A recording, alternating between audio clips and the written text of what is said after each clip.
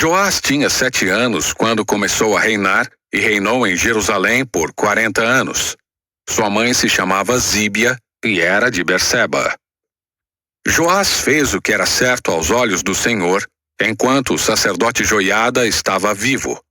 Joiada escolheu 2 esposas para Joás e ele teve filhos e filhas.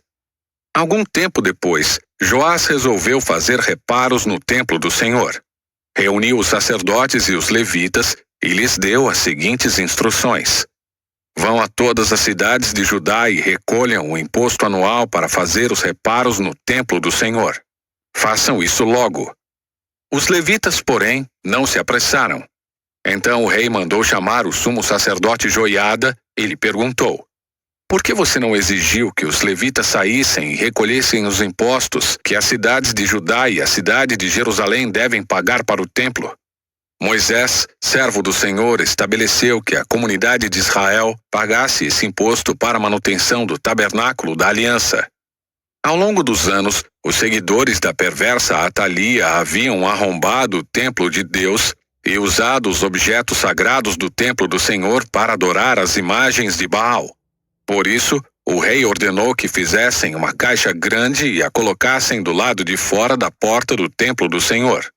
Então foi proclamado em Judá e em Jerusalém que o povo devia trazer ao Senhor o imposto que Moisés, servo de Deus, havia requerido dos israelitas no deserto.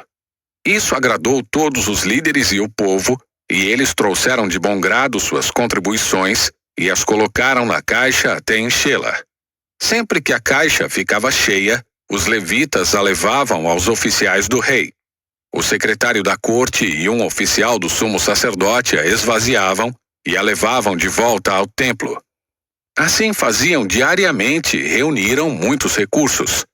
O rei e Joiada entregavam o valor aos supervisores da construção, que contratavam pedreiros, carpinteiros e artífices que trabalhavam com ferro e bronze para reformar o templo do Senhor.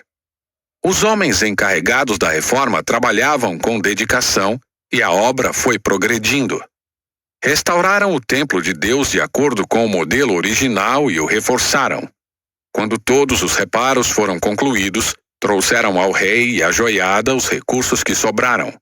O valor foi usado para fazer diversos objetos para o templo do Senhor, utensílios para o serviço e para os holocaustos, além de vasilhas e outros objetos de ouro e de prata.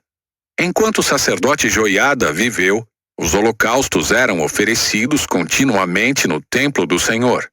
Joiada viveu muitos anos e morreu em idade avançada, com 130 anos. Foi sepultado entre os reis na cidade de Davi, pois havia feito bem em Israel para Deus e seu templo.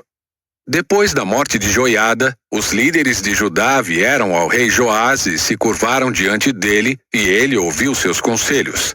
Abandonaram o templo do Senhor, o Deus de seus antepassados, e adoraram postes de Azerá e ídolos. Por causa desse pecado, a ira de Deus veio sobre Judá e Jerusalém. Ainda assim, o Senhor enviou profetas para trazê-los de volta para ele. Os profetas os advertiram, mas o povo não quis ouvir. Então o Espírito de Deus veio sobre Zacarias, filho do sacerdote Joiada. Ele se pôs em pé diante do povo e disse: isto é o que Deus diz. Por que vocês desobedecem aos mandamentos do Senhor e, com isso, deixam de prosperar? Visto que abandonaram o Senhor, agora ele os abandonou. Então os líderes conspiraram contra Zacarias e o rei ordenou que ele fosse morto por apedrejamento no pátio do templo do Senhor. O rei Joás não levou em conta a lealdade que Joiada, pai de Zacarias, lhe havia demonstrado e matou seu filho. As últimas palavras de Zacarias, antes de morrer, foram: que o Senhor veja o que estão fazendo e vingue a minha morte. Na virada do ano, o exército sírio marchou contra Joás. Invadiram Judá e Jerusalém e mataram todos os líderes do povo.